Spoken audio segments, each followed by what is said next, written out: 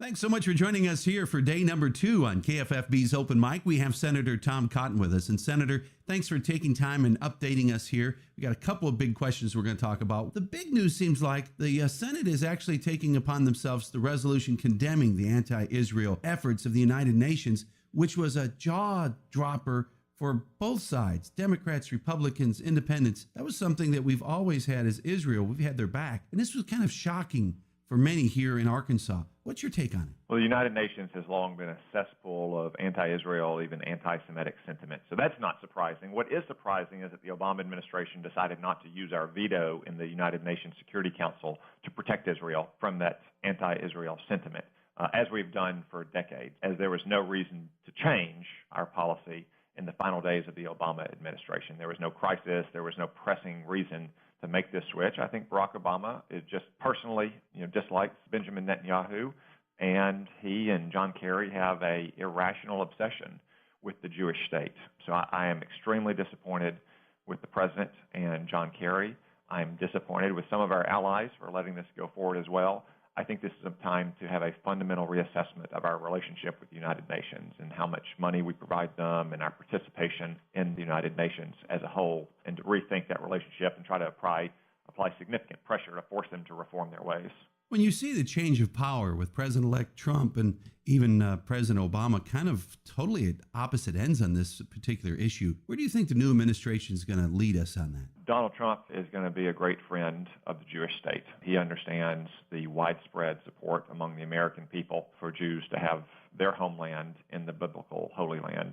He understands that there's one obstacle to peace, and that is the Palestinians' refusal to accept a Jewish state in the Holy Land. As Prime Minister Netanyahu said, if the Palestinians laid down their arms, there would be peace. If Israel laid down their arms, there would be no Israel. Until the Palestinians accept that, it's very hard for them to reach an agreement with Israel, and Israel therefore has to be vigilant, and they need the United States to support them in their vigilance. And we're looking at also, we talked about yesterday as we were signing off with yesterday's program, there's reports that Apple removed New York Times from the store is in China. Talk about the relationships here with China doing some censoring almost. Albeit a liberal newspaper, with which I often disagree, is disappointing. Companies like Facebook and Google regularly refuse to submit to this kind of Chinese censorship.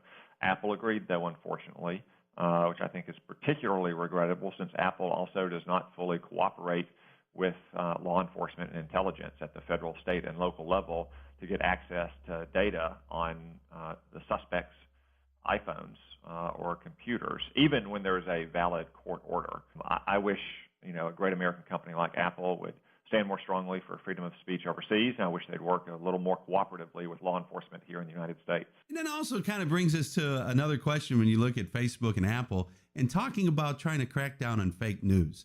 Now, as a news media, and there is a fine line between fake news and slanted news, really. Sometimes it's just the way it's phrased. Isn't that something it seems like it's going to be very hard to keep up with? This is one of those instances where the Democrats really do have to look in the mirror and realize that they didn't lose this election because of Vladimir Putin or Jim Comey or fake news or the Electoral College. They lost because their positions are unpopular and Hillary Clinton ran a bad campaign. I'm old enough to remember when fake news was Dan Rather making up stories and documents about George W. Bush's service in the National Guard back in the 1960s.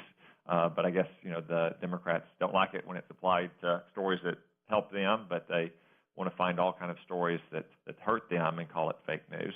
But this is really a sideshow to the issues that most Americans care about, whether it's, jobs with higher wages and security on their streets and better schools for their kids and America being respected around the world. Thanks so much for taking time and talking with us here on KFFB's Open Mic. You can find this program at KFFB.com. That's KFFB.com. Just click on the Open Mic program. Join us for day number 3 as we'll be talking with Senator Tom Cotton right here on Timeless 106.1 KFFB.